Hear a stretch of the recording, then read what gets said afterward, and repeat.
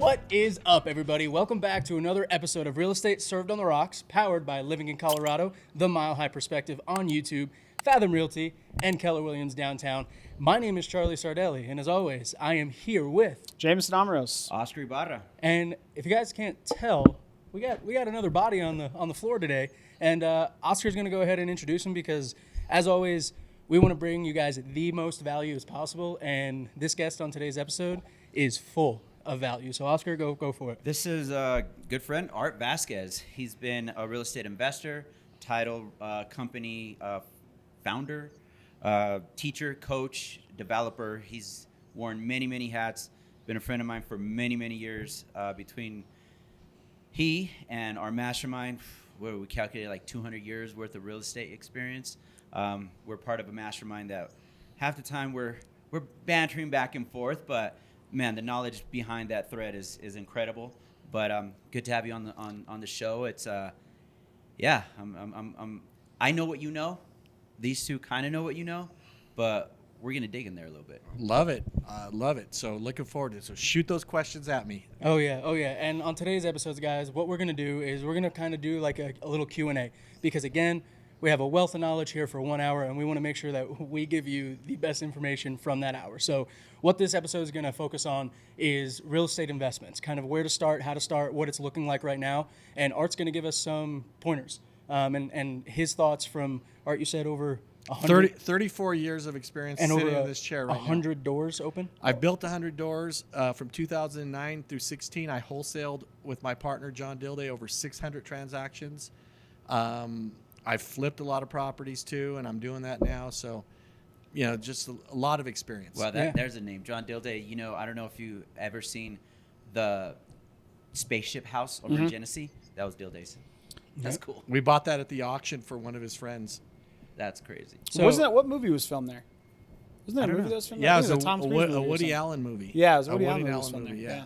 That's Yeah, awesome. I'm excited because I think one of the things and we have this conversation, especially coming into November, right, with the election, and everybody seems to be on the edge of their seat as far as what we think is going to happen from an investment standpoint, from just a residential buying and selling standpoint. So I'm personally looking forward to just kind of digging into Art's brain and seeing what his thoughts are on what's coming, and is it worth it for people to be waiting? Is it is everybody just kind of following the crowd? Mm-hmm. So yeah, I'm pumped, man. It's going to be.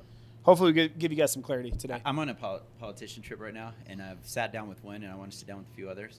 But I started with friends, right? I have a couple of friends that are in politics, and interesting conversation that led towards real estate, obviously. And always, man. I told her one of the policies they passed was, and I got dinged for it today. I kind of let it slide just to see if the office would catch it. I knew it. Trust me.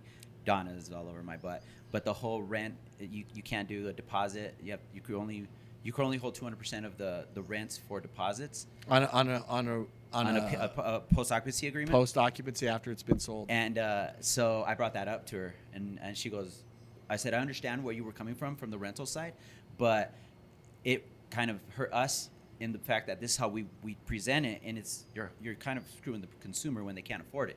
She's like, I never saw it that way. Well, I mean, let's add some clarity to that. So basically, on a post-op occupancy agreement, a lot of people don't charge rent, right? They're like, we'll let you stay for 30 days. That's part of the negotiation. And then you want a deposit, right? Just in case something gets damaged. Right. But if you don't charge rent, you can't charge a deposit. Yeah, right. So that's in the hat. If I could get that overturned, you're welcome. Well, there's a workaround. There's always a workaround, right? So anyway, that's a little bit of where we're... As always, guys, not only do we talk about real estate, but just to make it a little more fun, we drink bourbon on this podcast. Art, how do you feel about bourbon? I'm excited. I'm teaching a class after this, so I'm really excited. All right. I love it. The class is going to have a great time. Oh, the class is going to. I mean, I'm almost tempted awesome. to record that class because I'm telling you right now, it's not going to be the same. Right? Yeah, is compliance going to come crashing down on you? They can't be telling them that. Yeah. Well, guys, on today's episode, we actually have a really cool bottle, and it's very well known in the bourbon space. If you're going to a bourbon club, a bourbon bar, honestly, any higher end bar that you're going to visit, like a cocktail lounge, you're going to see this bottle. So the bottle that we're drinking today is Michter's Single Barrel. And I like this follow-up because last week we had the Old Forester Single Barrel. Yep. And the coolest part is we have two of the oldest distilleries in the country back to back. Yep. Right now. So That's fantastic. yeah. As seen on Billions. Can we throw that out there? Right. Yeah. But honestly, Chris, actually, if you guys remember, Chris is here at the Rouge. He's the general manager, and excuse me, the chef, not the Head general chef. manager. We learned that this morning. He was beating us up. He, about it. yeah, he wants to cook the food. Love the food. But Chris actually brought up a really cool point. Michter's was created, the first distillery in the United States, in 1785. Wow. All right? So he dropped this fact of knowledge on us. This is the bourbon that was served to George Washington. Not Interesting. this very bottle. Not this Not the very bottle. bottom. Just That to would be be clear. super cool. Just I to mean, be I'm sure clear. that would be Yeah. stupid expensive. But this spirit, that I'm we're pretty sure drinking George today- Washington was an alcoholic, so that bottle's gone. I mean, Long everybody gone. was Long back gone. then. I mean, the water wasn't drinkable. I have so- always wondered what bourbon would do to wooden teeth. Yeah. You know what I mean? If you're like Yeah. a big bourbon, I think it would- I think it Would it absorbs right? enhance it? No, it would But be- would it enhance it? Yeah, Like Yeah, get it's more like of that the oaky flavor? Steves or whatever they put in. Yeah, the state. Yeah. yeah, instead of States. instead of instead Yes. of the number of like the char number, like American Yeah. char 1, 2, Yeah. 3. It's like, well, this was actually flavored with molars. Incisor These one. are incisor ones. Yeah. Well, they swell up, and then slowly throughout the day, Yeah, they, you it's know, just a the constant alcohol buzz. is Yeah. under your tongue. You know, it's just going right into That the was the bloodstream. first pouch, nicotine. Yeah, pouch. exactly. go. I'm That's gonna where go Zins- ahead- That's where Zins came from. I'm gonna go ahead and pour it out. One of you guys want to talk about the proof? What we're drinking? What we're looking at? Oscar, go for it. I was actually reading through their website, and I was trying to find the history, right? Yeah. So the proofing is a 91 proof. I was more interested on more of the George Washington story.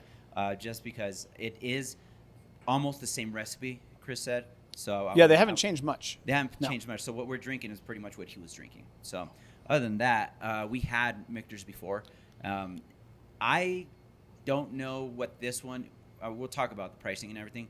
But I was intrigued from the show Billions. Yeah. Like they drink it in that. And I was like, oh my god, this bottle must be worth a bazillion dollars. But it's not. It's actually very well priced. But we'll talk about that Yeah. later. All right. Is- Have you had mixers before? I have not, and I'm wondering because we have 4 of us here and 5 glasses. Yes. Is the 5th glass for the homies that aren't here with us Yes. today? Yes. Okay. Yes, sir. Oh, it really Yeah. is. really It really is. Oh, Yep. yeah. That's so when the podcast started, JC, myself, Jameson, myself, we were at Top Golf.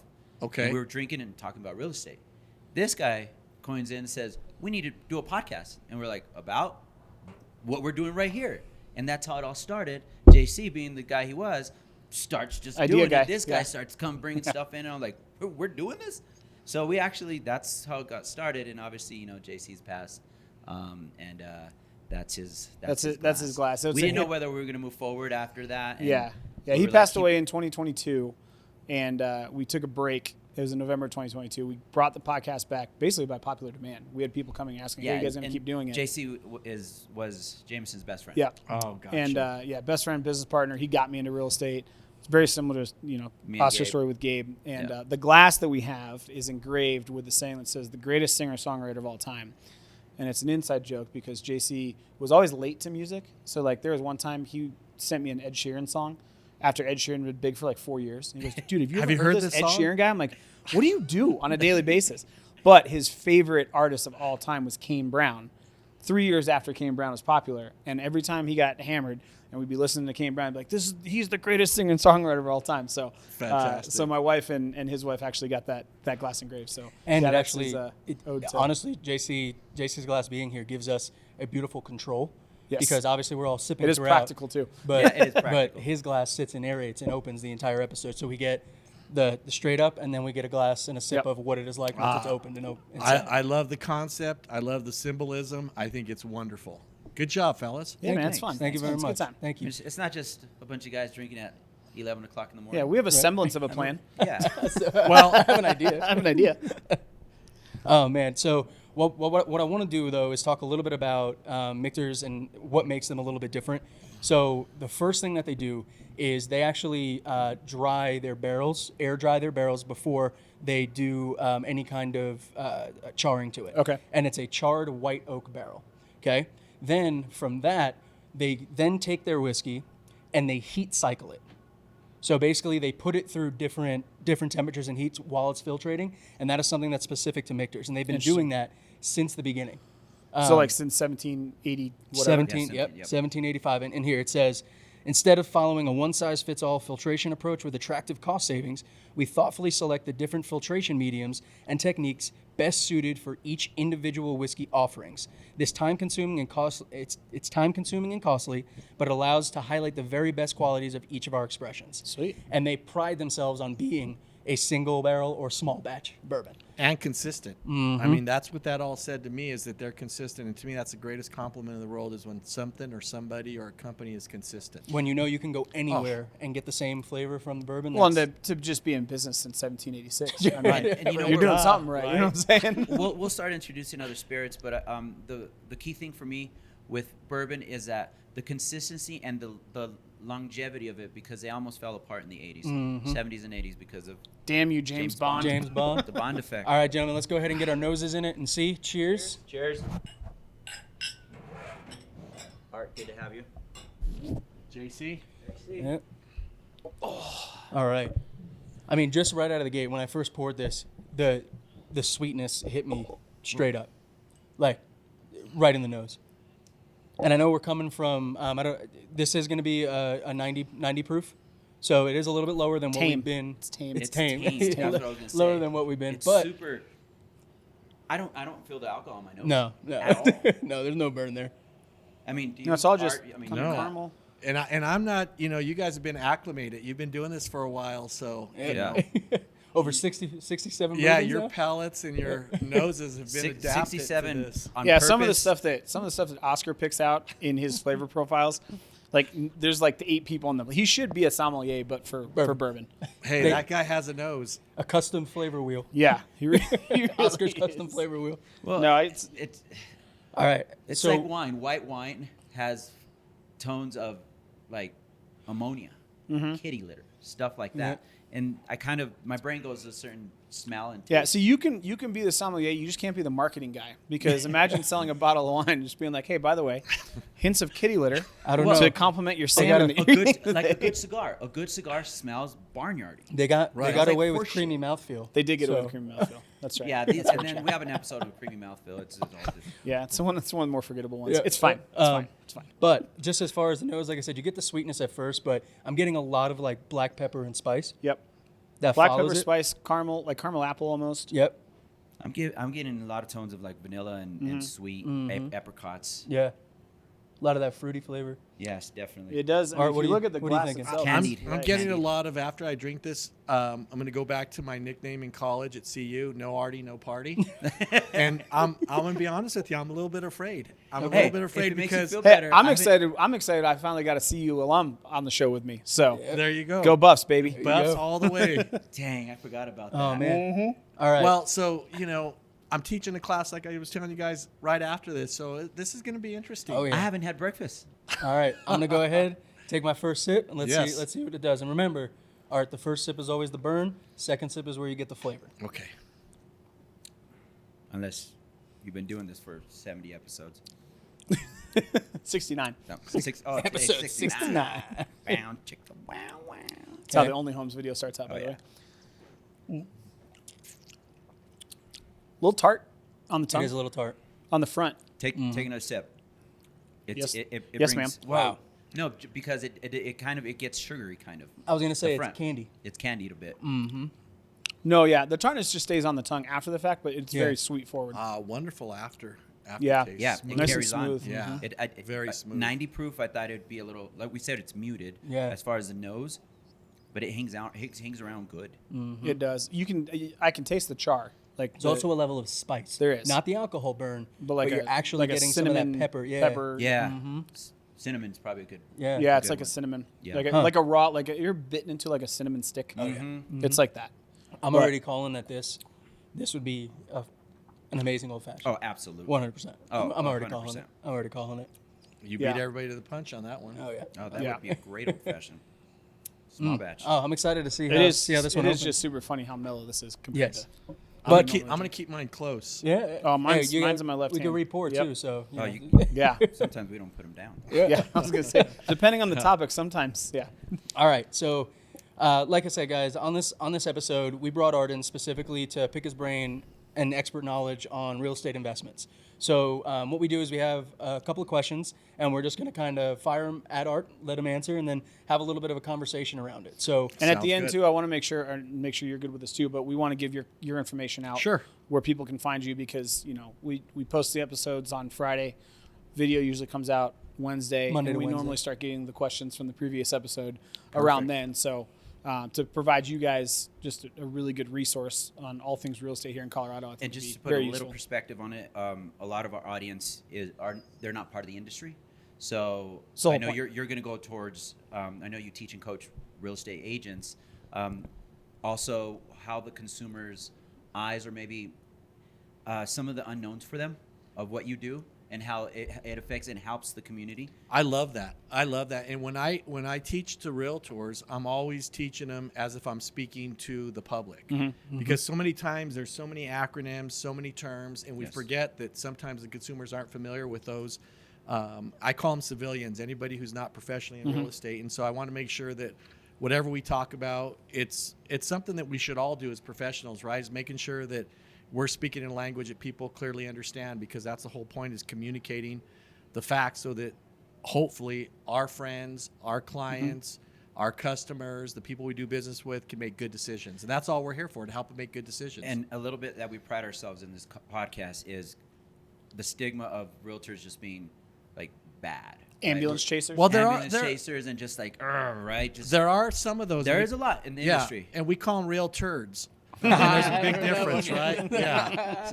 that's a clip. They stink. Yep, love it. They stink up the market, man. Yeah, and That's awesome. We like to we like to promote knowledge to the audience, whether they use us or not. Obviously, we prefer them to use us if they're out of state. Maybe call us for questions that they could drill their agents by. Well, Love I know that. we like Love doing this too, because we talk about it all the time, right? Everybody's medium of news is social media or Right. CNN or Fox or whatever it is.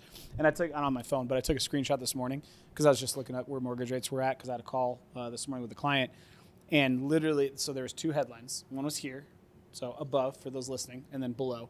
I know where you're going with and this. I one already know where you're said- going. One said, I already know where you're interest rates jumped, making it harder to buy a home this week. That was 4 hours ago. And then 2 hours was interest rates fall, making it easier to buy homes. And so you're a consumer. You What go, are you, as a what are you consumer, supposed like, to think, right? what am I supposed to do? So No, we it's- we love to have people like you on that can kind of help us, and we pride ourselves on just, I'll say it, right, cutting through the bullshit and giving you guys actionable intelligence, is what I like to call it, Yep. so that as you are making these decisions and saying, okay, there's 8 different headlines that are telling me 8 different things. What the hell am I supposed to listen to? Listen to us, and then, hey, by the way, fact check us. Go talk to somebody else and see what jives, what doesn't. But Yeah. having somebody like Art on hopefully will help us cut through some of the noise. I always tell them, look, after we're done giving you information, whatever the case is, do a gut check. Does Yep. this make sense? One of the other things I think is interesting is that, you got a lot of consumers who are looking at national news. The great thing about what we're talking about is we're hyper local, right? We're talking about the market that people here in the Denver metro area care about. And that's important, right? Yep. Because those are the things they want to hear about. Because believe it or not, there are programs out here that affect interest rates that you can't get in even a neighboring state, or even the next city over in Colorado Springs. Yeah. So I love it. Yeah, no, I'm Absolutely. excited. All I'm right, excited. so I'm going to go ahead and throw out the first question, and all the listeners and viewers of the podcast know that I'm kind of like the mindset spiritual hippie guy that sits here. So what I want to do is kind of ask you and create a starting point for the conversation. Okay. So the question I want to ask is, what are key skills or mindsets that are critical for new investors and agents to succeed today, and how has real estate coaching evolved over time? Oh wow, that's That's a lot to. well. Let me start with the first one. Let's talk about That's a creamy mouthfeel. Type yeah, of for sure. I don't know where to start with that. That's a big one. Well, okay, first of all, one of my quotes that I learned from a friend of mine who is an investor, and she said this to me, and it hit me like a ton of bricks, and now it's sort of my mantra. Your ego is not your amigo, right? Your ego is not I your like that. amigo. And I'm telling you, I've made every mistake in the book over the 34 years. I remember buying a fix and flip because my customer said no, and I wasn't in a position to buy it, but I bought it anyway to prove how wrong they were. And because I wasn't in a position to buy it, it stretched out longer than it should have, cost more than it should have, and I think if I were lucky, I broke even on that deal. So that's the first one: is your ego is not your amigo. Let the numbers do the talking. Get well informed. I think that's what this podcast is all about: is getting well informed. And so that's the first step. Now, coaching, it's changed dramatically, but that's because real estate changes, right? I mean, we weren't 3 years ago. How much were we talking about AI? Right.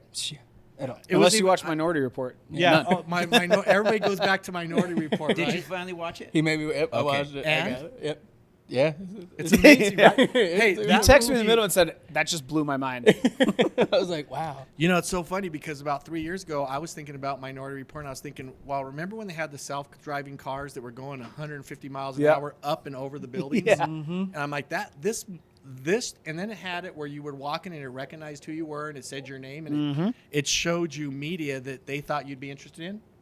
Oh, we're there. We're there. Yep. We're there. But those guys, we're there. Oh Yeah. We are there. Yeah. But those guys are brilliant. So coaching has changed because it changes with technology. It changes with what's happening in the market. I will tell you what hasn't changed.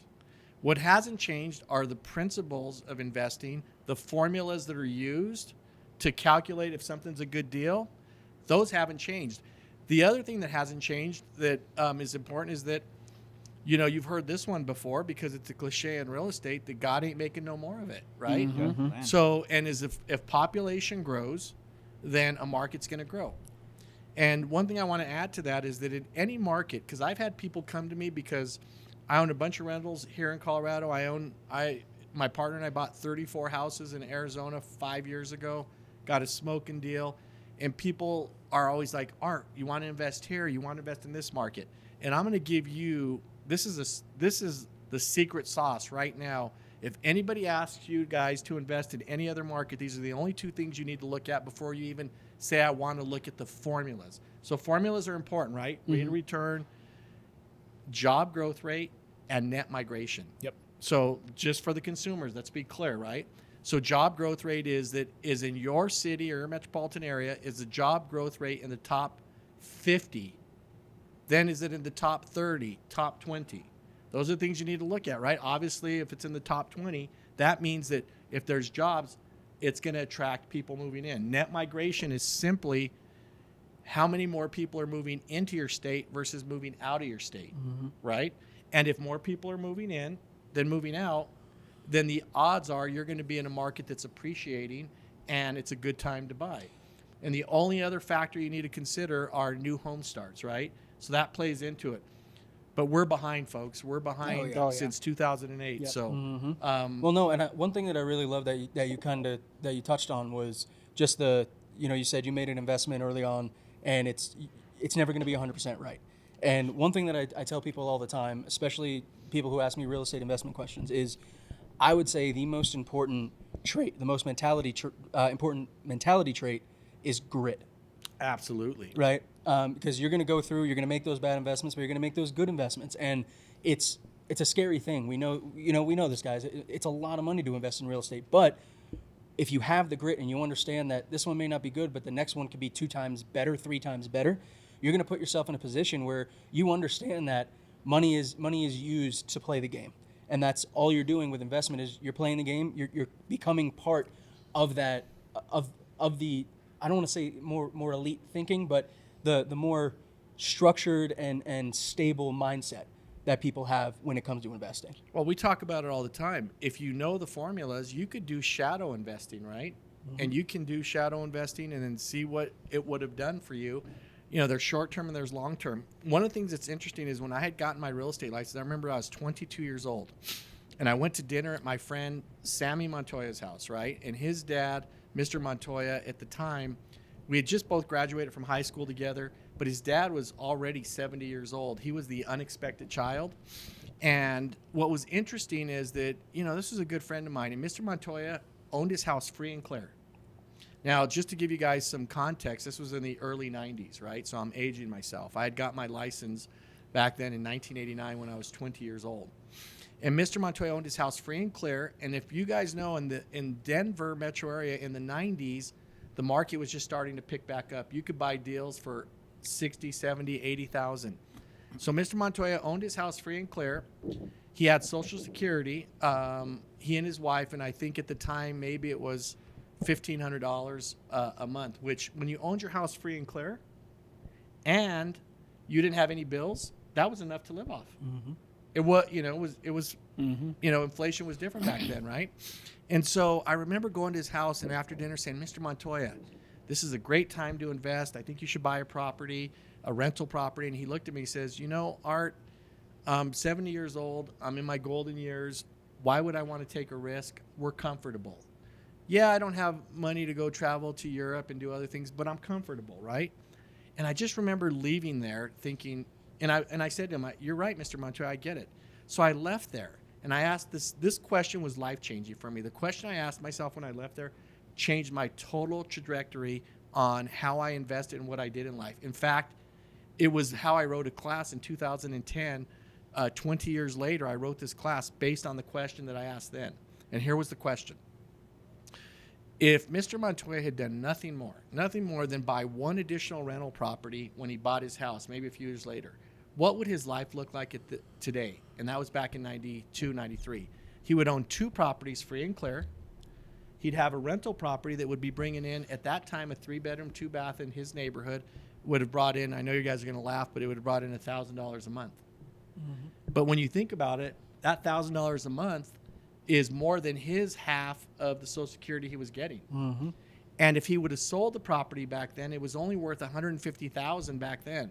But think about it. If he sold it and after commissions, after taxes, after expenses, he'd have made about $120,000. Now, in 1992, $120,000 wasn't the most amount of money in the world. But for Mr. Montoya, it would have been life-changing. So when I think about that, I ask, when I teach my classes and I have a bunch of consumers that are realtors, I tell everybody, think about this. Who do you know right now? And I'm going to ask this to the 3 of you. Who do you know right now that's close to retirement that if they owned one duplex or a 4-plex that was free and clear right now in addition to their house free and clear, how different would their life be? Yeah. You guys are all, there's a name in all of your heads right now, right? Absolutely. It could be an uncle, it could be your mom. Yep. And here's a number that I want to run by you guys. What's the significance of this number? 1579. 1579. My mind goes to like Okay, 1578309. However the hell that song goes. Hey, well, listen, this was 3 years ago. It may have changed. It was the average Social Security check in the United States. Wow. Now, we're in the Denver metro area. This is the area that we live, eat, breathe, work, play, have fun, right, guys? Who can live off of 1,579? Let's just call it 2,000 even. Let's say it's even. No I way. mean, I don't mean Nothing. to call him out, but I think that's what Jameson spent on golf last month. He has been playing a good amount. Hey, I just told you I've gotten a lot of free rounds, okay? Hey, and he also said he's going out and these are potential clients. Exactly. Absolutely. Yeah. Play Right smarter, offs, not baby. harder. So when Right you offs. think about it, and I'll end on this and we'll get back to the questions. But when you think about it, if somebody took the time to buy one additional property, let's just call it a meat and potatoes duplex,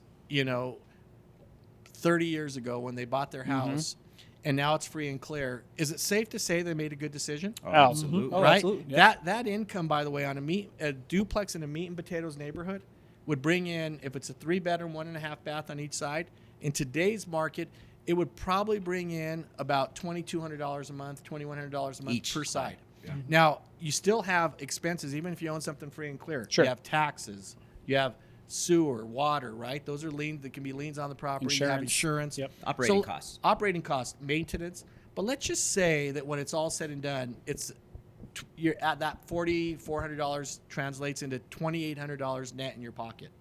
That person that you were thinking about, or the consumer that's listening to this, who are you thinking about? How much of that $2,800 a month make in the difference of that person's life today? That's a What- salary, Art. Well, I get it. Yeah. But it means that somebody's not, it means that your uncle, your mom, they're not Yeah. working at Walmart or No. a part-time job just to make ends meet. So- That's how important it is what we do. Key element of what he's explaining is that $2,800 is already factored in the operating costs. You don't have to go be a landlord. You can have a property management company do it. And all you have to do is wake up. I factor that into it. Yeah, it's factored in. This is wake up in the morning or don't.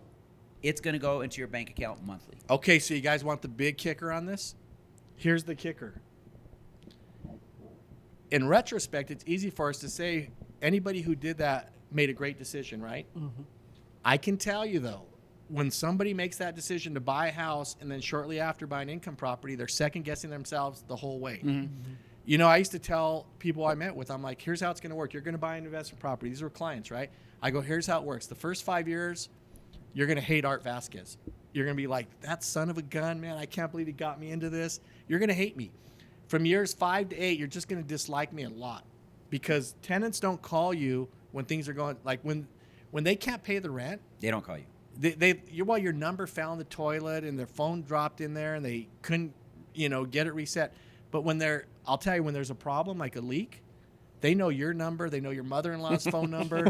They know they find you. You're like, you're not answering their call, and all of a sudden your mother-in-law comes to you or your wife, and they're like, hey, your tenant's calling you. You're like, what the hell is going on here? Your child comes out. I got pulled to the principal's office for a phone call. Yeah. And I think that's a great preface to the next question. And you talk about, buying a property and then getting an investment property and it being a wealth and an income that you can rely on long-term, right? So my next question is, for those looking to build long-term wealth through the real estate market during uncertainty, what's the best strategy to follow? It's such a great question. So, and I'll just start where I was going on the last one, the last part I was talking about. So years 5 to 8, you dislike me. Years 8 to 12, rents have started to go up. You've sort of figured out this game of management. You got good tenants. Your positive cash flows increased. And all of a sudden, you start to see your principal reduction happen. You see the property appreciate, and you're like, that Art's not too bad of a guy. I'm glad he talked me into this. So years 8 to 12, they're like, Art's a great guy. Years 12 to 15, they're like, man, I'm a genius. That guy Art, man, he knew, he was just trying to make a commission. But you know what? I made the decision to buy. I'm the smartest guy in the room. Mm-hmm. And then you get to years 15 and 20, and then they're mad again because they call me and they're like, Art, this has been the greatest investment ever. Why don't you get me to buy another one? Mm-hmm. And so that's mad at you for the right reasons. Yeah, yeah. Yep. And I was like, I did. They're like, I don't remember that conversation. You did not. But here's the thing about it. It's not easy to have a rental property. It's hardest in the first 5 years, and then the next 5 years aren't easy either. It's funny how we can look back in retrospect and say, I wish all of our elderly or people that are close to retirement would have done it. But at the same time, why haven't we done it? Oh, we don't want the headache. I'm raising kids. I got to go to soccer meetings. I don't have time for them. We can come up with all the excuses in the world, right? And so here's the thing. If you look at real estate, let's just look at appreciation. Like one of my favorite things to do with clients and teach realtors with clients is to show them the difference of rent in 10 years and owning a house in 10 years. And if you go back 100 years and you look at average appreciation over 100 years, and there's a bunch, you can Google it, and they have it from even 1985. So 1985 to present hasn't changed from the last 100 years. Average appreciation is anywhere, depending on your source, between 4.5% and 4.8%. Okay? Here's the thing. Here's what makes up for whether the market's inclining and declining. I always tell people real estate goes up and down, guys, mm-hmm. right? We all know that. We're in this market. But guess what? It doesn't go like this. It goes up and down, but it's always going up while it's doing mm-hmm. it. So I guess to answer your question in the most straightforward manner after I've gone all these different places, I would say is that if you're going to buy long term. Know that it's not going to be easy. Know the first 10 years you're going to wish you never did it. Mm-hmm. But if you hold out and you wait, from years 10 to 20, you're going to love it. From years 20 to 30, you're going to think you're the smartest person in the world. And then 30 years after, you're going to be like, I live a quality life because of this property. Warren Buffett said it the best. Everyone wants fast money. Nobody wants long money. Yeah. That's right. So two things. I love that about Warren. I love talking mm-hmm. Two things to touch on that. So I've got a 5-year-old daughter, right? And I'm going to bring this back to real estate, I promise. And I read a lot of childhood development, books and childhood psychology, and the psychology of how human beings work is like one of my favorite things to look at. One of the best indicators of success at a young age Would you like some more art? Is he's going to wait, and this is going to tie in, delayed gratification. Hey. Right? See how I did that? Yeah, it was Look at that. beautiful. It's one of the best indicators of success. If you have a child that understands, and there's a couple of famous tests, but basically like you give a child a marshmallow cookie test? and you walk away, and the children that will say, okay, well, if I don't eat this now, I'm going to get 3 marshmallows later. If you versus, haven't seen Magic for Humans on Netflix, yeah, watch that versus because there's an awesome versus awesome- a child yeah. that will take the marshmallow immediately because they don't understand delayed gratification. There is a direct correlation to success later in life. Real estate investing to me is the same thing, right? I love it. People just assume that it's a get rich quick It is scheme, not. and it is not. It is not a, hey, I'm going to go buy a rental property and I'm going to replace my income. How being That's a not- realtor is not a quick. That's get not rich what it quick, is, right? But if you go at it via the long term and you're comfortable with that delayed gratification, right, and you're comfortable with having, like, and I'm going to tie it back to what Charlie said earlier, like that grit of understanding, hey, I'm in it for the next 10 to 15 years, then you go back and all of a sudden you look back on those 10 to 15 years and they went by pretty quick. But you're of an looking eye. back while you're on vacation in Italy with your wife and your family that your rentals have paid for, going, oh yeah, you know what? I could have taken this trip and gone in debt 15 years ago, or now I've got my other assets paying for this trip and I can take it whenever I want. I'm making money while I'm So on this yeah, trip. I You think know what? I think the delayed gratification portion of this is Well, you very, brought very up important. delayed gratification. You brought up Warren Buffett. Warren Buffett said that the most amount that he made his money not for the deals he said yes to, but because of all the no's he Yes. said, right? Yep. And here's another thing you may not know, and it's on my TikTok channel because I just talked about this about Warren Buffett. He reads 500 pages a day. That's a lot. If you converted that number into books, an average book is 250 pages. Now they're not all books, right? But if you converted that, that's the equivalent of reading about 600 books a year. And what he says is reading is like compound interest. He goes, you get a return on the reading, and then you get a return on the return. Which we And talk about on the podcast a lot. That I, guy. Einstein He- said it too. he's always pushing. Read, listen, knowledge. Well, so there's a book called The Art of Impossible. I don't know if you've read it. It's phenomenal. I haven't. Very good. But he goes through and he talks about the time and energy that an expert will put into a magazine article versus a blog versus a chapter of a book versus a whole book. And what he essentially makes the argument from a knowledge standpoint and why it's important to continue to educate yourself is if you read a blog, you're getting about 3 hours of knowledge from whoever wrote that blog. If you read a magazine article, the average is about 10 hours of research in one magazine article, 3 to 5 pages. If you read a book, just a chapter, on average, it's about 25 hours of research that went into that one chapter. Fascinating. So depending on the amount of pages written by an expert, if it takes me, call it 2 hours a day for a week, so that's 14 hours to read a book, I have essentially ingested almost 700 hours of knowledge from that expert. Because it's been distilled. Speaking Exactly. of distilling, right? It's been distilled. Well, I have a question for you then. That's interesting. So then if that's the case and you guys are doing this podcast, you're bringing in people 34 years of experience, you guys all have experience. Yes. Is it safe to say that people that are out there listening, that if you listen to a podcast where somebody who has an expertise in something, that you're distilling their information Correct. because they're giving you these 1 minute videos Yes. that, it took them. It's so funny because, it reminds me of a story when people talk about value, right? Mhm. And I remember this story, and I like telling stories because people remember stories. Yep. So there was this guy who came into a house. He bought this house. It was a Tudor style house, had the round door, the cove ceilings, and it was a great house. It had character, but it was a little bit of older house. When he would walk in, the floor would creak, right? It would just creak. And so he met his neighbor. His neighbor says, I know a true craftsman. He can help you with that squeak. Yeah. And everybody's wondering, why am I telling this story? It'll tie in. They always do.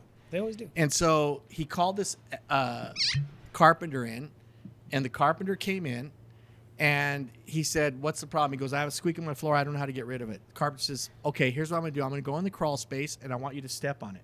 So he goes in the crawl space. He asks the owner to step on. He sees where the squeak is, right?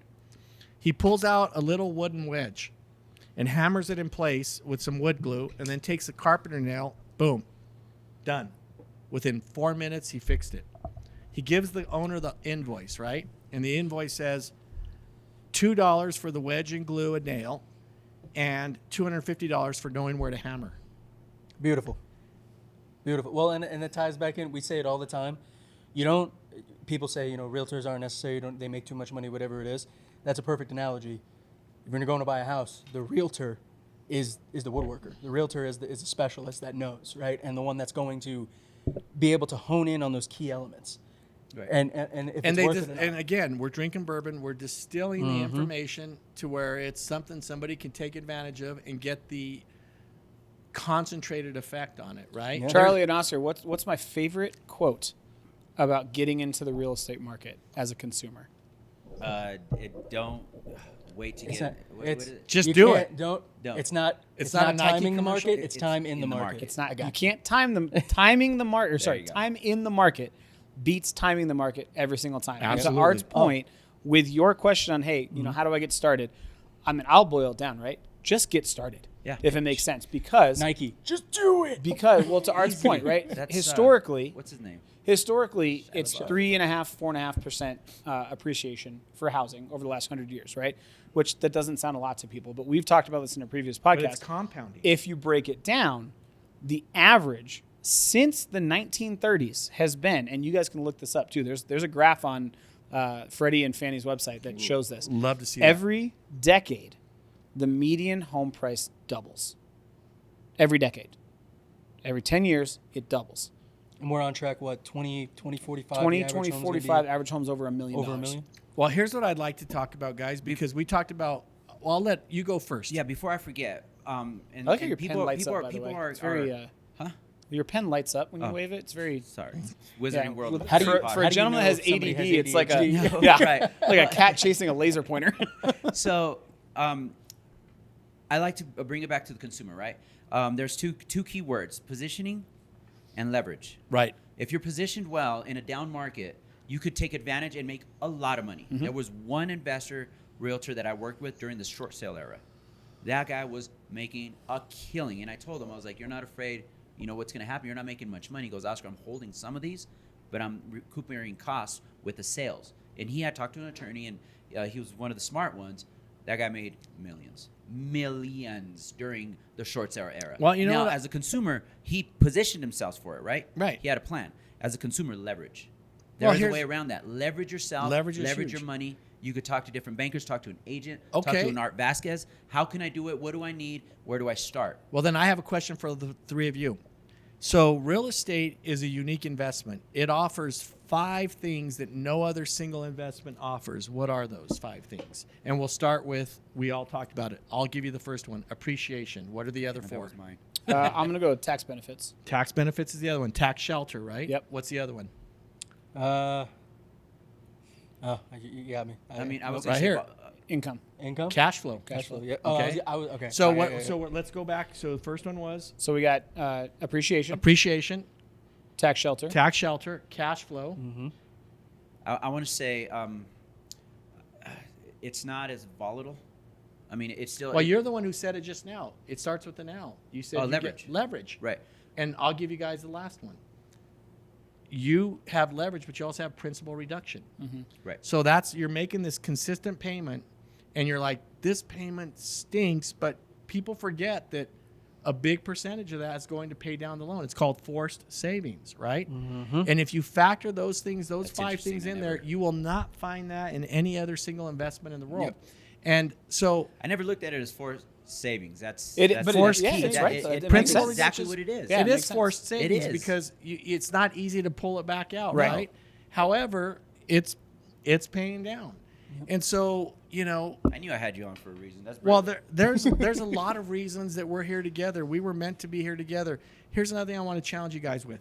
So let's think about this, and let's have your audience think about this too.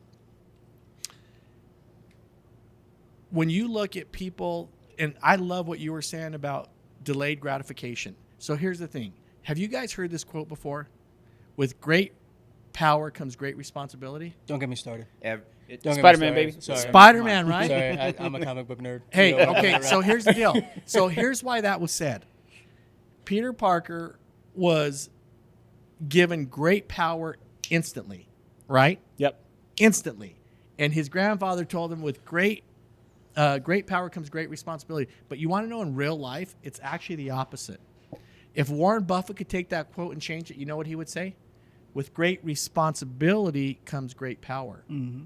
See, here's the thing about it, is that the people that take all the responsibilities on and put them on their shoulders, they are learning. The biggest thing for me is I want my 2 daughters, and I have 2 stepdaughters. I have 4 daughters, right? I want them to take on all the responsibility they can, because the more responsibilities you have, the better you are and the better you're equipped to handle these investments and these challenges. I'll give you a perfect example. Lottery winners. Yep. How many go broke? Well, in 5 years, it's the average lottery winner goes broke in 5 years. They have the highest suicide rate of any demographic. It's one of the highest. And the reason is they never had responsibilities. Right. And those responsibilities are what give you the foundation for handling the power. And it's why they're broke. Yep.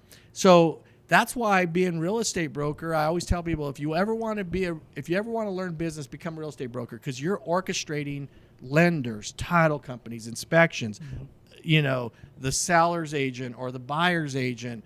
You are sitting there as a conductor and you're conducting this. What you're doing is you have a lot of responsibilities, right? And those responsibilities give you knowledge, experience, and most importantly, wisdom.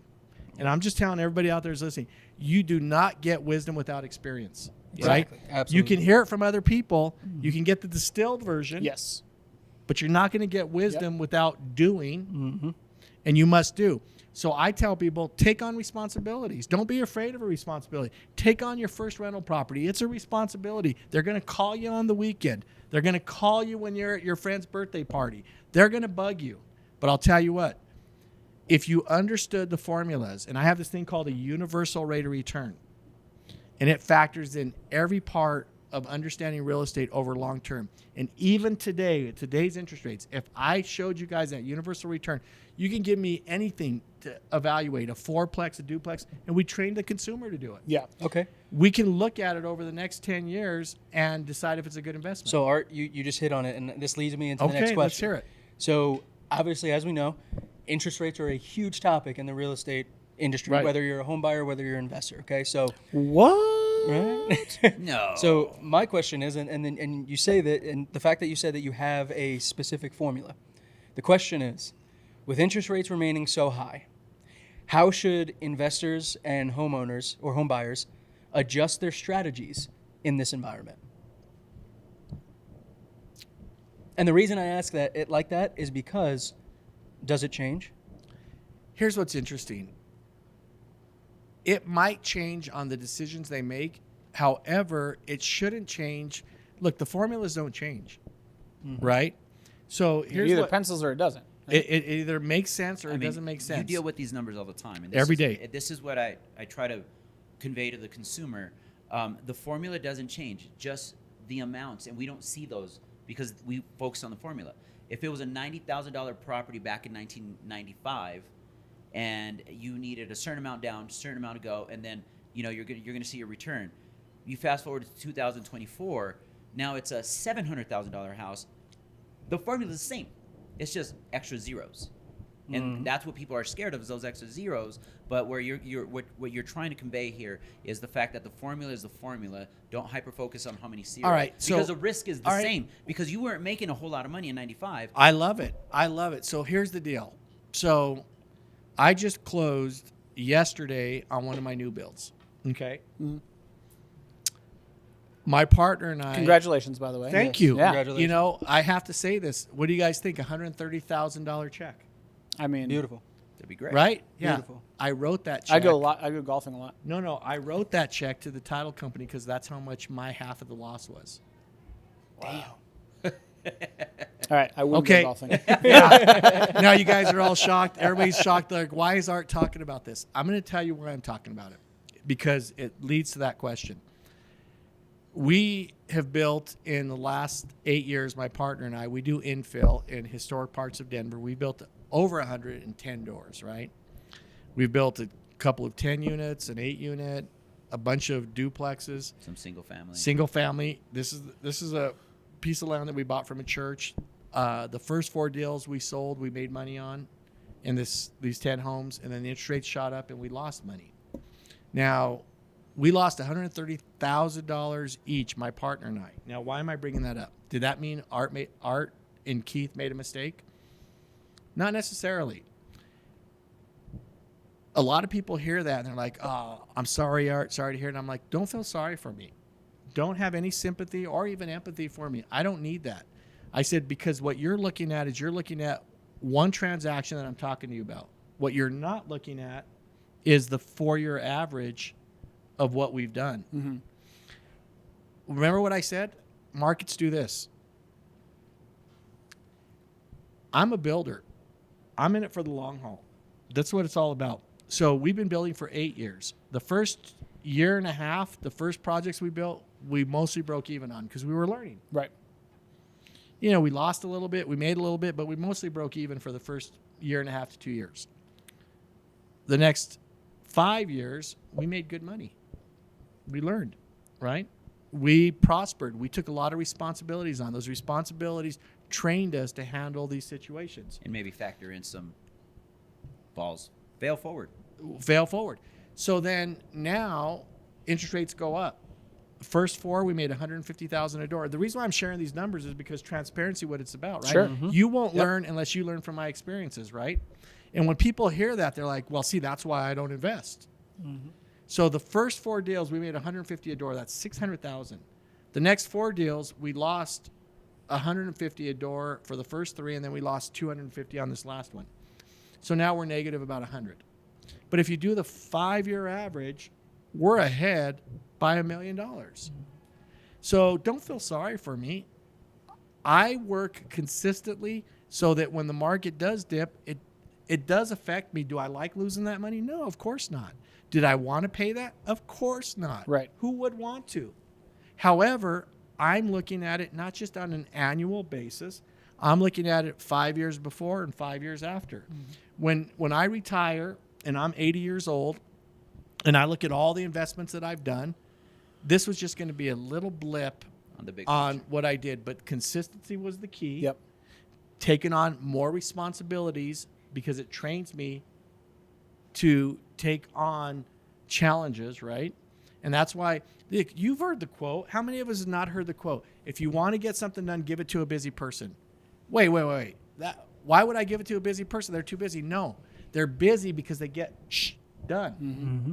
Am I wrong on that? No. And that, and then, and not only just so you done. know, we are an explicitly based podcast. You can let it say fly, shit. buddy. Oh, I Let it can? fly. Oh You yeah. can say shit. Get shit Well, done. can I tell you guys a joke? Yes. Oh, man, okay. So, Is it- you know, is this it guy P. Diddy goes, joke? yeah, no, this is me. I go to my friend. I'm like, look, man, I don't cuss. I don't drink. And, you know, those are big ones, right? And I don't smoke. And right after I told him that, I go, oh, fuck. I left my damn cigarettes at the fucking bar. Cheers, fellas. Cheers. So All I right. think, But- just to summarize, Charlie, that question, man. Cheers. I think it's one of those things where when you talk about strategy, right? I don't smoke, by the way. I'm against it. I mean, I can't stand it. Those smokes are still at the bar. Look, I'm going to let you ask that question. I just want to say something. I moved in with my grandmother because I grew up in Northeast Denver, and my mom and dad lived in a 2-bedroom in Curtis Park. And it was rough back then, really rough town. And my grandmother was an entrepreneur. She owned a 4-plex, and then she rented to my other grandmother. And I moved into their 2-bedroom with her because I had my own bedroom for the first time ever at 10 years old. And so I lived with her, and she was a smoker her whole life. She lived to be about 85. Didn't bother me at all. But now, if I smell smoke, it drives me nuts. I can't. I'll smoke a cigar with this guy, but if I'm outside and I smoke, and look, Yeah, cigarette's different than a cigar. Yeah, but I agree. look, I agree. everybody said we're splitting hairs here. I'm just saying I cannot stand No, cigarettes. I and agree. you're an avid I agree. cyclist, too. I mean, Yeah, I'm not a smoker at all, but I will have myself a good cigar. On the golf course, probably. We just had an event here at the Rouge Wine and Bourbon Bistro. Stay that tuned, video coming. Was a mezcal and Scotch whiskey tasting that had a roll-up cigar trailer Lounge. Wow. Yeah. It is. Parked It right was outside. one of the What? Yes. I've never I got his heard card. of that. Dude. I got his card. I'll yeah. give it to you. We'll have to talk about that They later. do a lot but of cool events here. to Charlie, to sum up kind of what your question was in Art, correct me if I'm wrong. When we talk about, hey, the market's up and down, how does the strategy change? I think personally, this is kind of what I'm taking away from it. And he added interest rates in there, and I didn't address that. Right. So I will. But I think the long-term strategy stays the same. I think, right? That's if you're in it for the long haul, long-term rentals, development, building, whatever that is, that stays the same. If you're looking at the short term, Airbnbs, fix and flips, that I think fluctuates with That's the going to be interest affected rates. way more with Right, interest only rates, yeah. because if you're buying a fix and flip based on what the loan you're getting and what you need, whether it's a rehab loan, et cetera, and what you got to pencil out, I think that may change a little bit because I have seen, and you're continuing to flip houses, so maybe this is my question for people that are looking at getting into like a fix and flip type of scenario. Right now, with interest rates where they're at, and again, micro specific as far as market goes in Colorado, Denver Metro, do fix and flips work currently? Oh, they absolutely do. And here's what's interesting is that not only do they work, but fix and flip guys are the first to react to it. So it's all relative, right? If interest rates go up and carrying costs go up, then that means if I'm a wholesaler and I'm going to sell you a fix and flip, or I'm going to sell Oscar a fix and flip, or Charlie a fix and flip, one of the things is that I want to make sure they make a profit. Mm-hmm. So how do they make a profit? That means I have to sell it to them at a price that they're going to make a profit. All right, so now interest rates are higher, which means demand goes down, means the end sales price goes down. Yep. So I have to know the market. So if the end sales price goes down, now I'm dealing with somebody who's selling me a deal, right? And I tell them, look, I'm not going to make as much because interest rates have gone up. My end consumer is going to pay less because let's face it. Here's what we need to understand. Buyers buy properties. They only care about value to the extent that they believe it's fair. Yep. What they're really buying is a monthly payment. Right. Mm-hmm. Am I wrong on that? No, you're and that's what absolutely right. we We're talk crystal about clear. it all the time. Okay, so Yeah. What do we say? A house is worth What somebody at will pay any for given it. day what a well-informed buyer or reasonably informed buyer will pay for it on any given at any well, point. and but when you say that, do you mean what they'll pay for price or payment? Payment. Payment. Right. Absolutely So that's what. So I would add Absolutely to that statement. Anytime I said it, what they're willing to pay monthly. Monthly. And Yes. we talk about it all the time for first-time home buyers that are looking to do investment properties, buy more property. Is at the end of the day, you're going to get thrown a lot of numbers, Right. a lot of big numbers with a lot of zeros. But all that matters is what you can handle monthly. Yes. It's all that matters. What you can handle monthly. Now, if you evaluate what you can handle monthly compared to renting, and I do this thing called the 3-pillar analysis, there is absolutely that's the class I'm teaching right after this podcast, by the way, to some realtors. Warming up, baby. Love Warming it. up. Warming up. There's no comparison. And look, the consumer doesn't know this, right? One of these days, and I have a YouTube video that I only share with realtors that I did this presentation. And when consumers look at it that don't own, no matter where the interest rate is, it could be at 14% today, and it doesn't matter. Now, let me answer why. If the prices didn't come down, 14% wouldn't matter, because if you could afford the payment and you factored it in, it would still be cheaper than renting. Now, I'm not going to get into the details why. We all talk in abstract. Yep. Abstract is values go up. It's Force- subjective. It's a subjective. Forced savings. Well, it's subjective because we speak about it subjectively because we don't ever quantify it. In my 3-pillar, I actually quantify it. Okay. And I show the consumer exactly over 10 years why every single year we break it down to show them why it's better to own. Now, look, this isn't about us doing a 3-pillar right now and convince somebody they should buy. We're answering the question, how does interest rates affect whether somebody should buy or not? And at the end of the day, the way it affects it for consumers is that interest rates went from 2.5 to 8.5, right? And that was a big jump. Now they're down to 6, and they're going to eventually get down to 5.5 and eventually 5, right? So if you can afford it, you ought to do it. And we can show you how to evaluate it so that makes sense. Now, for an investor, it's really easy. It happens super quick. If I'm buying a long-term rental, I don't need to I can negotiate based on today's interest rates because I'm going to have less of a cash flow. So I do that. But if I evaluate it over a 10, 15-year period, it's not that big of a deal. And look, I know you're listening get to it me out under your here belt. and you're saying, yeah, Art, that's easy for you to say. You own a bunch of rental properties. I'm telling you, if you do, look, I'll do a class. We'll invite all of your listeners. We'll do this analysis where you learn this universal rate of return. And when you learn that, you're empowered. And I teach the realtors, empower your clients. Because then once they know how to run the numbers, then they just need you to find the deal. Right. And you don't have to try to convince them because they're already convinced because they've done the formulas. Yep. We educate. Right. But for fix and flips, let's get to that one. It's real easy. A fix and flip guy that's selling a property has to sell to a consumer. He wants to make 20 to maybe 40,000. He shoots for 40, but he's okay with making 20, right? That's fair for fixing up a property, carrying it, taking all the risk. So when he goes to sell it, he's like, hey, interest rates have gone up. The consumers are paying this. So what happens immediately is that what he buys that property for from either a seller or another wholesaler, he's saying, look, this is what I need. They run the numbers instantly. And so they adapt. They adapt instantly to the interest rates. They say, okay, this property that could sell for 500 might sell for 475. So here's what I'm willing to pay you. Got it. Yep. So that's how they do it. All right, Makes Art. sense. Conversation's been amazing. Thank you so much for your time. I'm kind of going to put you on the spot here. All right? Well, that We're gonna Charlie's do- our wrangler, by the We're way. gonna- Because we're- if you leave it to Jameson, Charlie- I would be here till 5 p.m. wait. Who's married on this podcast? Not me. Oh, then you don't see that. You don't know what challenged is. I'm just gonna- you don't even. Yeah, like he says challenge. I'm like whatever. Yeah. All right. No, all I right. mean, so he does have yes. a girlfriend, and Art, That doesn't count. she's a Latina, so I'm Oh, like, wow, She wait. is, yeah, she is a Latina. Hey, wait. Yeah. I'm like, Yeah. Because she will cut you. It's been Yes. it's been an amazing time. I've learned a lot. Okay. So Art, what I'm gonna do is I'm gonna we're gonna do some fire questions, some rapid Boom, fire boom. questions. All All right. right. So the idea with It's this, like a speed round. yeah, And speed I have round. to be concise. Yep. Because I'm like the. I'm Dude, like the none three of us you. are concise. None of it. We're all so, talkers. Yes, Right? exactly. So as concise as you can be, I'm Okay, just gonna fair throw enough. 2 or 3 questions at you. Wait, just is it- fire round? Before we start, am I the only one who's had a second glass? No. I'm on my We second. all Yeah. have. yeah, Okay, I'm on all my right. second. Charlie does it. I do 1 glass.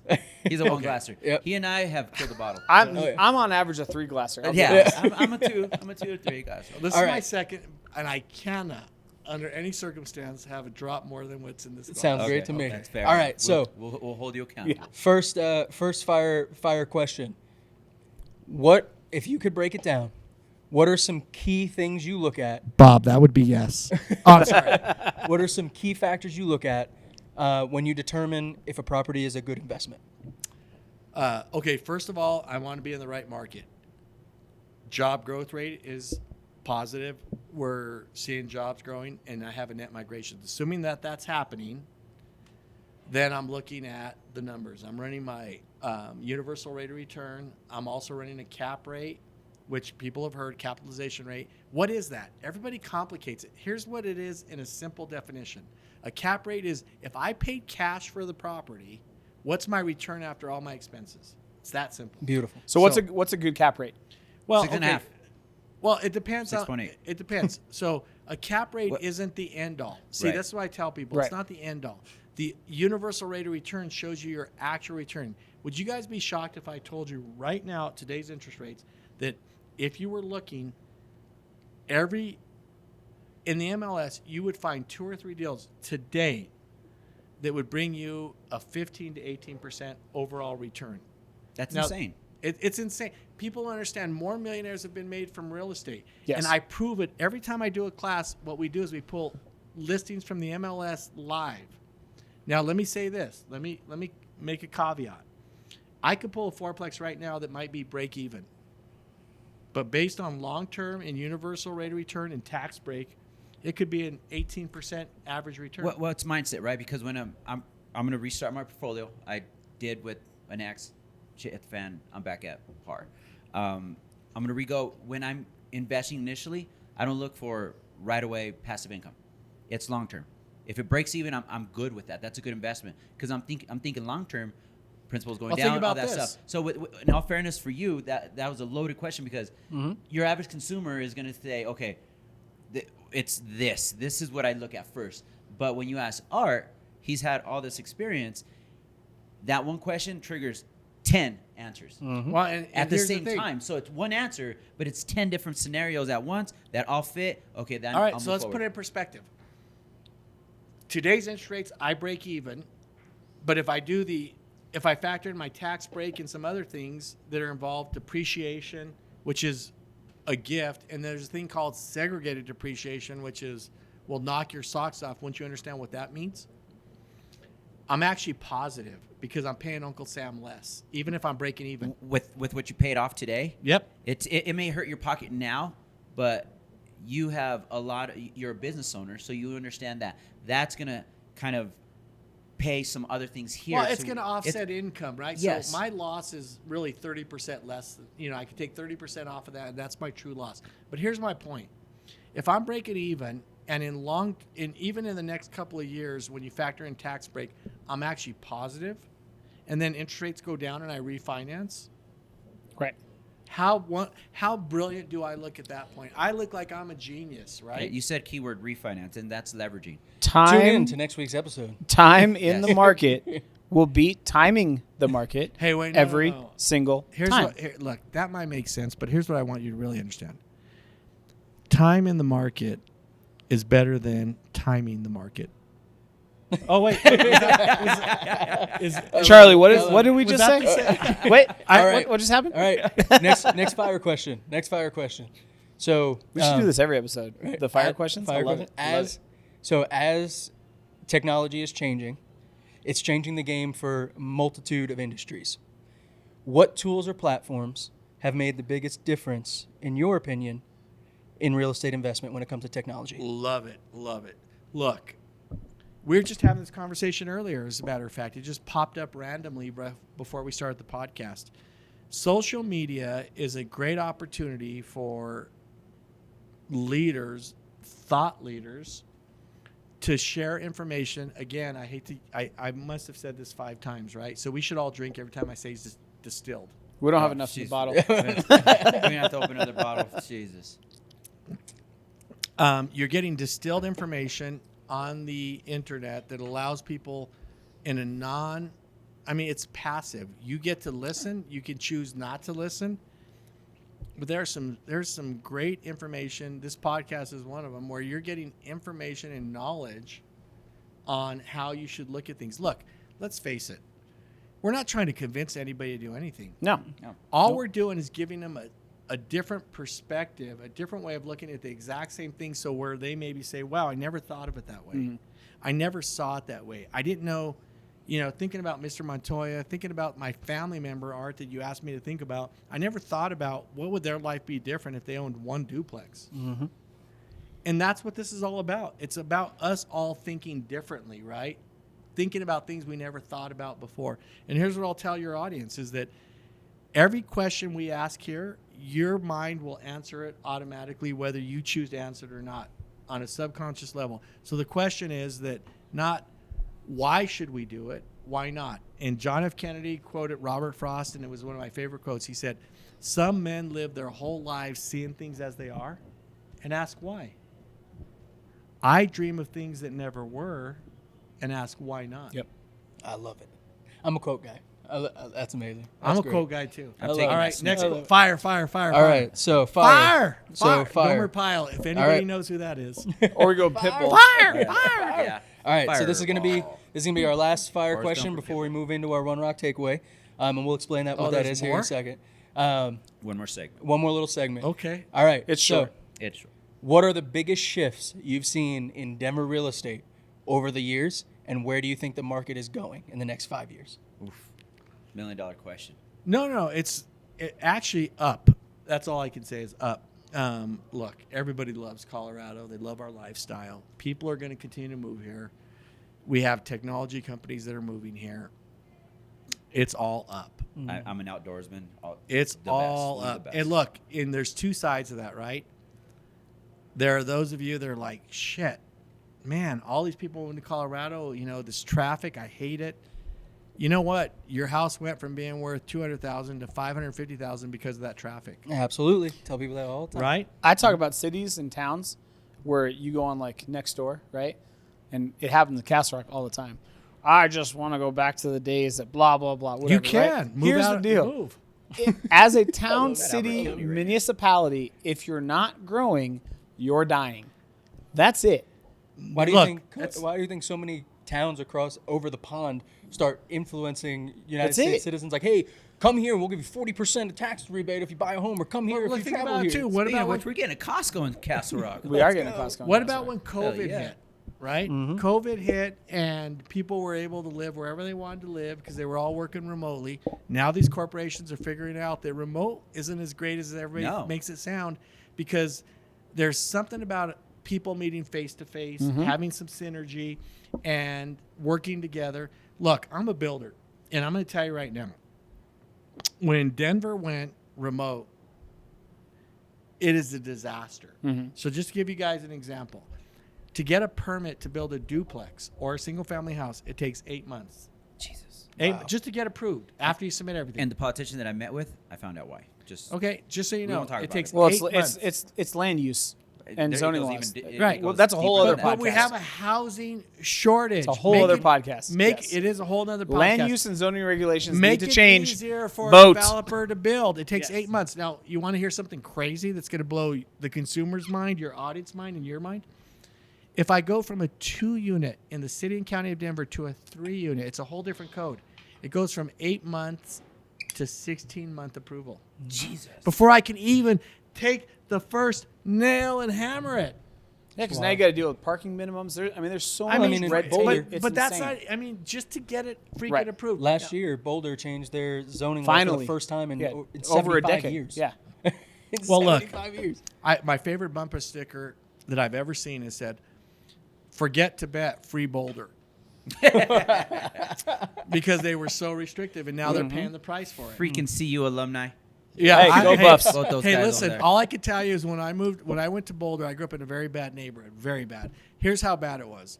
It was only safe to be going down the street at after 10 o'clock p.m. if you're a 45 caliber bullet. That's a good one. Yeah. Then I go. That is a Then, good one. We're close in age, but Curtis Park Oh. in those days. Yeah, Curtis Park. 5 is around points. us. Yeah. I'll put 5 5 points. points. 5 5 points. points. around. 5 now, points around. now you go there. It's Rhino.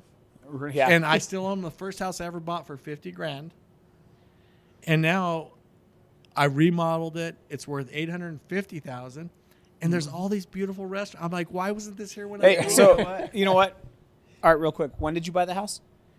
1992. Okay, so bought a house in 1992 for $50,000. Before I was It's worth born. what? I always, Wait, but hold up. No, But- no. But That's- wait, no. It's an important decision. it's worth $850. It's worth $850. And how much did you put into it? Well, originally, you're gonna laugh. I bought it for $12,000 with a partner. We fixed it up for $20,000. So we're in it for $32,000. We're gonna sell it for $50,000, make $18,000 back in 1992, which was a good profit. I bought my partner out so that I could keep it. 4 years ago, I put another $100,000 into it, and it's an Airbnb making me $10K a month. There you go. 10 Guys. K a month. There you go. Forget the But not only appreciation- that, wait, but wait. not only the appreciation on the You on guys the house, forgot to right? ask me, what do I owe Fascinating. on it? 0. I should, but I owe $60,000. That's But do the 6 math, months? right? If you were to sell I that, owe more. I on the won't car. pay it off though because here's why. I've had that Cheap money. mortgage for 27 Leverage. years. yep, leverage. 25 years. It is leverage, but more importantly is that it's the longest history of Credit. on my credit report. And we talked about it on the podcast. Yes, we did. And so you got people that you don't know this is that I could pay it off because it's 7.5, and you're like, why don't you just pay it off, Art? Well, when you get to the end of your loan, most of your payment goes to principal reduction. Right. Yep. So very little of it's going to interest when you owe $60,000. But I want to extend it as long as I can because it keeps my credit score as high as possible. For savings. For savings, I'm I've already taken going advantage. to use that. Oscar's gonna That get was that tattooed today's- on his forearm. Dude, savings. You know love what's it, so man. funny about I it love is forced savings is a term they were using in the 50s. Yeah. Sheesh. But Yeah. that's how old I am. I learned it in the 80s, late 80s, early 90s, Oh, and then I brought it back, and it's all about recycling Yep. the But- terms. All right, Art. So from a lending standpoint, when I was Wait, a lender, I don't the feel like I've oldest- answered the question. Hold though. on. Yeah, I'm gonna let you answer the question, but All right, the Kanye older West. your debt is, which I'm gonna let student you loans are finish. some of them, the higher your FICO score goes. Yes. So you Yeah, said that's what it is. to the I heard the answer to the question is what technology is changing the game for real estate investors is social media is available. There are specialists that are putting out information and utilize it. You should utilize it. You guys said we could talk about this.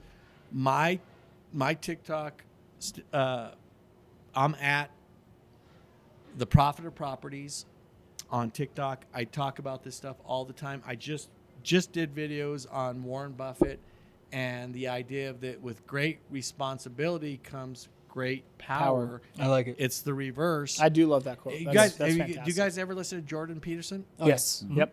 Go to the video book he's is doing. phenomenal. Go Yes, to the it video is. he's doing with Joe Rogan, where he talks about that the people that take on the biggest challenges and responsibility, the dragon slayers, Yep. they're the guys that find the treasure. Yeah. Absolutely. It is All right. brilliant. So I think this is a great place to move into our One Rock takeaway. And Art, we try to do it with the fire round, but what our One Rock takeaway is, and we fail at it most of the time, is we take a concise thought and basically we finish out the podcast with giving a ending thought on the topic for today's Or podcast. our biggest takeaway. Yeah, or the biggest Yeah. takeaway. What was the All right, the here's the thing we biggest wanna- takeaway. Yeah. All right. So, Two things. Your ego's not your amigo, number one. Number two, there were two artists that lived in the 15th century. And it was very competitive, the artist. And one artist was asked, what do you think about your competitor? Do you think he's great?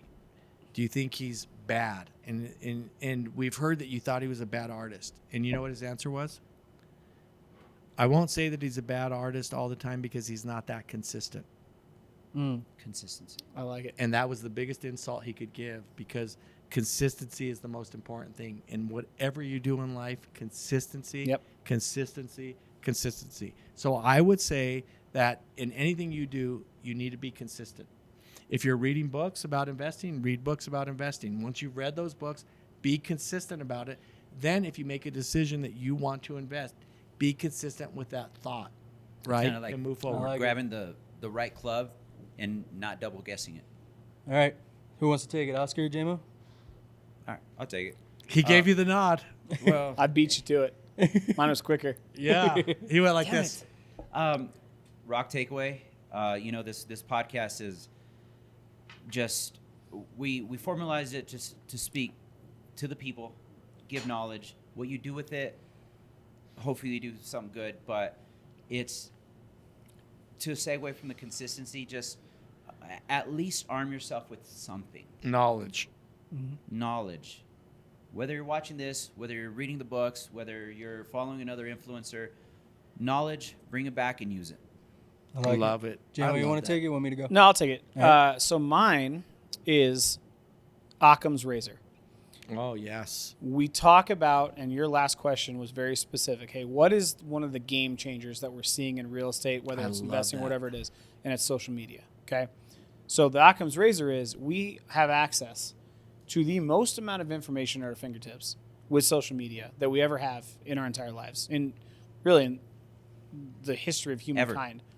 But at the same time, it's been taken over by algorithms, so people fall into the trap of assuming that what they see, they're passive consumers. And my challenge is, if you want to utilize that knowledge, you have to be a proactive consumer. You have to purposely seek out different opinions, because if you just passively go through social media, what are you going to get? Everything that agrees with what you're you're looking clicking And guys, on and guess all these what? different things. You know what For I'm the saying? first time in human history, you have something that will accumulate the knowledge and your Yes. interest all into one space. So instead of spending an hour on TikTok looking at trends and people dancing, put real estate investment in the search bar. And guess what? But- Watch 10 of those videos. But the that's my next week. point, is people automatically assume the internet makes gaining knowledge easier. I think it actually makes it harder, Saturation. because you have to actively seek out You gotta weed out a lot of differing crap. opinions And the right and information. differing views and the right information. Occam's razor is amazing Yep. because what does it state? It states something that's very powerful, that the most reasonable and simple answer is probably Yes. the right answer. Correct. Just to define what it means. Yep. All right. Exactly. So for my One Rock takeaway, I'm kind of gonna break away because again, like I said, I'm kind of the hippie minded around here. But what I want to do with my One Rock takeaway is just highlight the fact that right now, real estate investors have a really bad image in the social space because everybody thinks that they're buying up properties, they're putting them up, they're greedy people. Please, if you listen to this episode, listen to what Art has said. Art literally came from a place where the safest time for the safest thing walking down the street at 10 a.m. was a bullet. Moving down the street. Moving down the street was a bullet, right?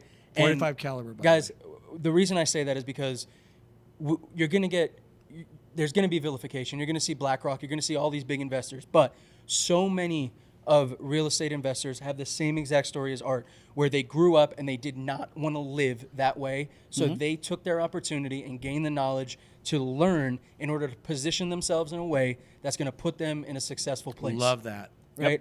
And my main, it's coming from somebody who, again, used to be a long hair, overweight hippie who didn't want a credit card.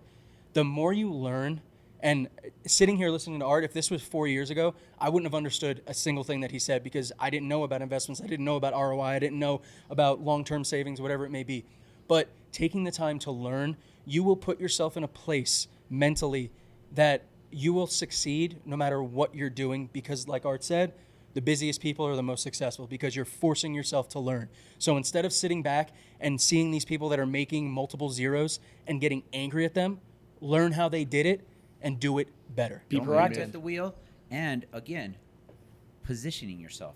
This information is positioning yourself to make an educated decision that may make you wealthy in the long run. Absolutely. Got beautiful episode. Dude, I love amazing, it. love this amazing conversation. episode. Fantastic. Hey, can we do it again? Yeah. Yes, you know absolutely. It, you know it. We'll put some space in between me and the next couple of guests, but let's do it Dude, again. I'm good, man. And we'll To me, focus- this yeah. has power, been right? fantastic. Absolutely, It's been absolutely. fantastic. So- we might have to stagger the alumni because I mean Nope. you got the walking thesaurus over there. And you got the walking bumper sticker over here. So it's kind of like quotes love are it. going to be flying. Hey, listen, love man, it. we're 3-1. All right. So now, Hey, You know what? I'm not a CSU. I'm not Hey. a CSU alumni. Let's just but keep I talking. am, my money's going there. let's just keep talking wife metaphors. is- I mean, you know, opportunities are like raindrops. If you want to stand under the awning and not get wet, great. But when you choose to walk in the rain and then run, opportunities hit you left and right. And by the way, opportunities that are different from raindrops fall straight down. Opportunities are going at every angle. hey, Art, I'm going to share with you my And they favorite hit you. quote. You know what they do? And you share the quote with us. Opportunities, the best ones, hit you when you're not even looking. They hit you. You're like, they Right. hit you in the back. You You're ready? like, where did that come from? This is Let's my hear it. favorite quote. There is no such thing as luck. Luck is merely when preparation and opportunity meet. Yep. Love that quote. I've heard it before, and I love that quote. All right, guys. So now that we've done such a phenomenal episode, let's go ahead and move in to our bourbon review. Wait. Can we take a vote? Yeah, go for it. How does this episode rate compared to others? Then that's where I mean Value. The dude coaches, Yeah, right? value. So he sends out his Value. evaluation. You know what? I afterwards. call them What could I do ahas. Like, better? No, you it's- know, how can we improve? Hey, Art, your ego is not your immediate. Yeah. Hey, just so you know, the question wasn't for my ego, and that's how wonderful is this? The question wasn't for my ego; it was to become informed because it could have been negative, right? Or it could have been constructive criticism, right? Mm-hmm. So I love that, but the fact that he said it, my work is done here, Yeah. folks. I There you love go. it. See? I love it. All right, it's so a great Love episode. it. on today's You- episode, I mean, your words just backed up a lot of stuff that we've always said. You're the foundation that. Just- No, I'm Different excited. perspective. Yeah, I'm just excited that we were able to bring you on and help us provide value because that's what our goal is Yeah. every single episode. All right. a real Love person. it. So a real Art's- person behind. Art's it. got to get to. I got to get to his class, so we're getting close there. So Let's what do I it. want to do is move into the bourbon review for today's episode. And on today's episode, we are drinking the Michter Small Batch. This is a distillery that, if it's not the first distillery, is one of the first.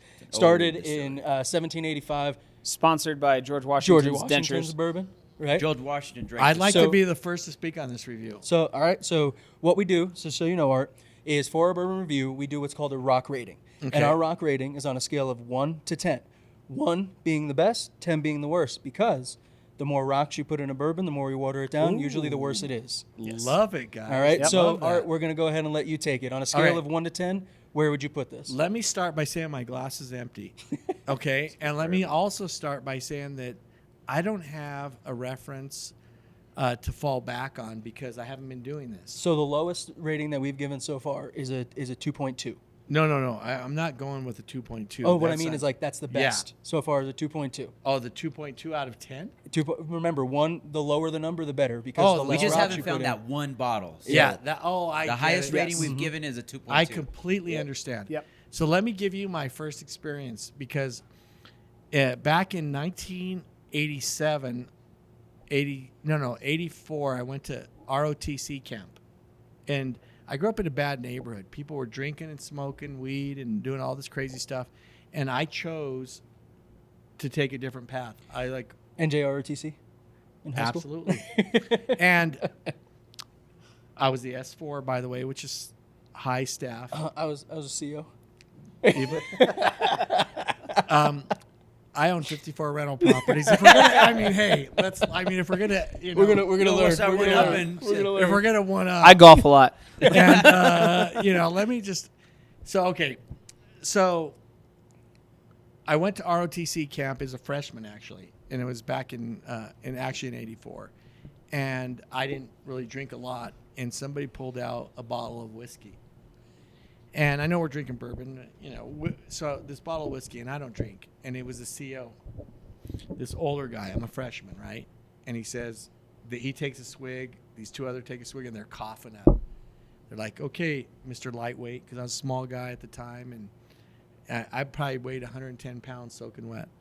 And they give the bottle to me, and I take a swig. It was the smoothest thing I've ever drank in my life.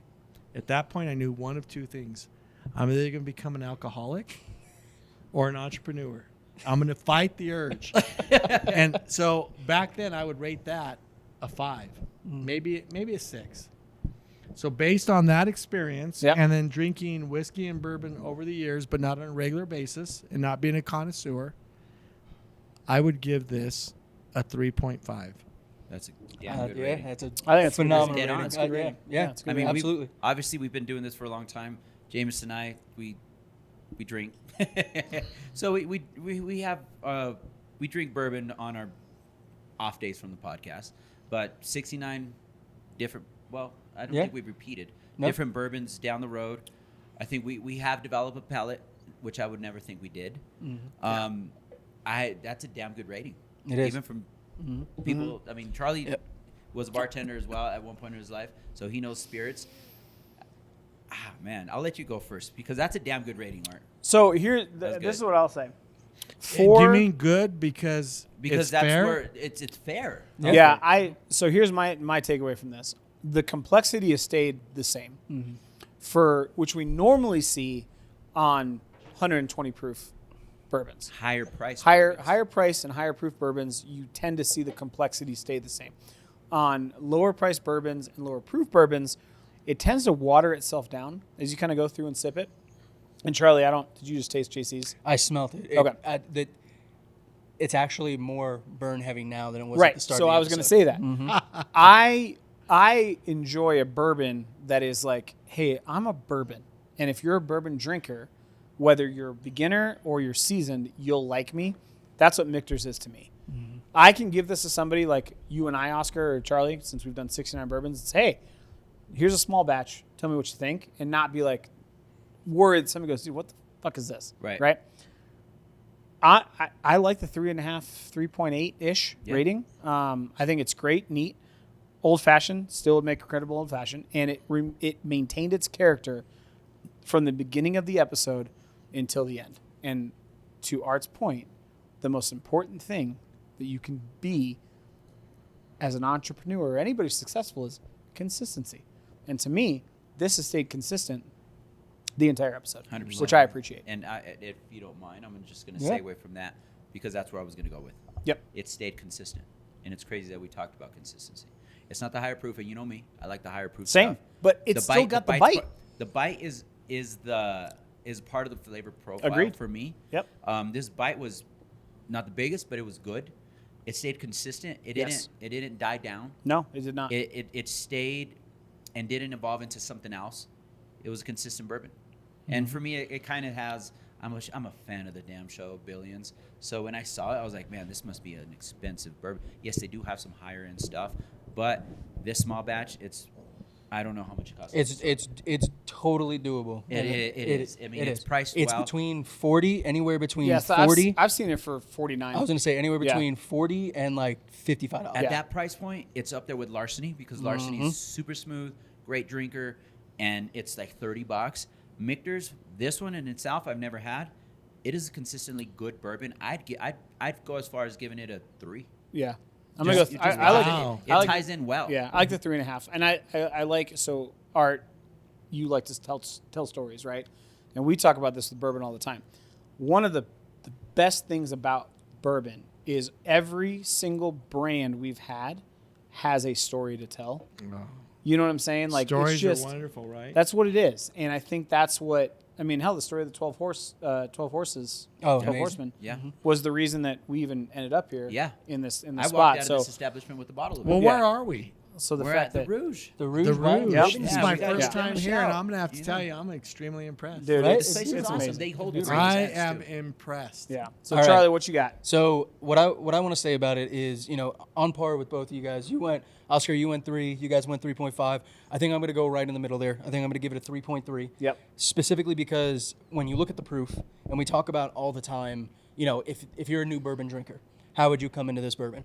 I think that this being a small batch that is priced between $40 and $60, that sits around 90 proof, but has this level of drinkability, I think that's what elevates it a little bit further than most others, because this is something that a new bourbon drinker can go grab and say, you know what, I want a little bit higher, a little bit better of a bourbon. I don't want to pay too much for it, but I Yep. want to share it with people and enjoy 100%. it. I think that's where this bourbon sits. Agreed. And for me, as we all know, I'm a little bit sweeter of a palate, and that is 100% Yeah. where this bourbon lays. I think that you make a Manhattan, you make an old fashioned with it, even a New York sour would be even good a with New it, York, yeah. yeah, Oh, yeah. especially New York It'll sour hold with the itself port.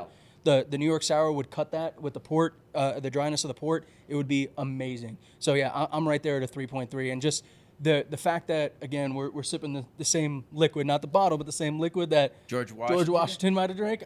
I'm cool with I that. mean, how about consistency since 85? 85. Hey, they had a lot That's to a party long run, about from baby. the Yep. victory 10 I years mean, prior it's to only- that. So you know what I mean? I actually feel more patriotic. Yeah, because- exactly. You're It's a only little bit nine- more We're drinking patriotic. America. It's less Art- than it's within a decade of the age of the United States. Exactly. That's insane. Yeah, amazing. and You it's know been what? it's been on George Washington's dentures. to So, come back you know, to come back to what the podcast means to us is we want to leave a lasting impression like bourbon does. Yes. It's a story. Yep. Ooh. It's a story you tell with your Good, friends. very Yeah, good. I love That's it. how this I came love it. to. We're telling a story of real estate. We're sharing a moment. And bourbon, every bottle shares a moment. Yep. Exactly. Agreed. All right. Well said, my friend. Well said. On that note, guys, remember you can catch all of us on our own socials. So, but what I want to do is kind of give Art a minute to Yes. talk about his YouTube, TikTok channels, where you can find them, all that kind of stuff. You can find me on TikTok. It's my main channel for communicating my thoughts, my ideas about investing, and just being a good human being. It's at Profit of Properties. And profit is not PROFIT, it's PROPHET, the Nice. Profit of Properties. And you can find me on TikTok. Of course, I'm on Facebook too, but TikTok I have about 5,000 followers and it's growing, and it's where I share my wisdom, my information, and my distilled information. And all how of you this can invest. information will be in the description of the episode. So if Yep. you guys want to reach out or follow his channel specifically, go to the description of the episode. You'll be able to click it or copy paste it, take it right to his accounts. And Art, Thank you you have a very much. YouTube channel as well, correct? I have a YouTube channel for the realtors that I train. Okay. I've kept it private Awesome. because I want it to be for the realtors, Sure. so they can go back and listen and watch, so that they can best serve the consumers. One day I will have it for the consumers. Awesome. So if you're a realtor Thank you out for there, asking. reach Yep. out to him, Yep. and then he has some good tidbits for Cool. you. Oscar, where can they find you? Oscar at OscarTheRealtor.com, Oscar the Realtor CO. You can find me at That Lifting Agent or The Lifting Agent on Instagram and TikTok. Charlie Sardelli on Facebook. The Colorado Real Estate Guy on everything. And just keep an eye out. We have an Only Homes 2. episode 2. I've been coming pushing out. his Only Coming Homes out. 1. He's like, God damn it, Oscar, again. I was like, dude, that's money. Yep. So he's doing it 2. Yep, we're Yeah, doing love it. it. We got We're doing number it too. 2 coming out. But yeah, otherwise, Jameson Amaros on Facebook. But yeah, the Colorado real estate guy. Who's And where you it, can find me on everything all else. times, guys, you know that you can reach out to us, send us an email, resotr@themilehighperspective.com, or give us a text or phone call, 720-584-3361. and we will answer any and all questions. And if you want to get to art through us, or people like art through us, that's one of the benefits of having the podcast. We get to talk to intelligent, up-to-date folks and learn from them. So, Yeah. Art, thank you so much for Yeah, joining man. us on this podcast. This has been an Thanks for amazing taking your conversation. time. Yeah, I love and it, dude. donating the You know you're time. busy. We really appreciate Absolutely. it. We can't wait to have you back. Love to be here again, guys. Sweet. Awesome. All right. Well, Cheers, on that gentlemen. note, Hello. Cheers, guys, fellas. make sure that you check out the Rouge Wine and Bourbon Bistro. They have events going on all the time, and we will catch you guys Oh, on Yeah. on the last episode. Salud. Cheers. Salute. I'm learning. Here we go. See?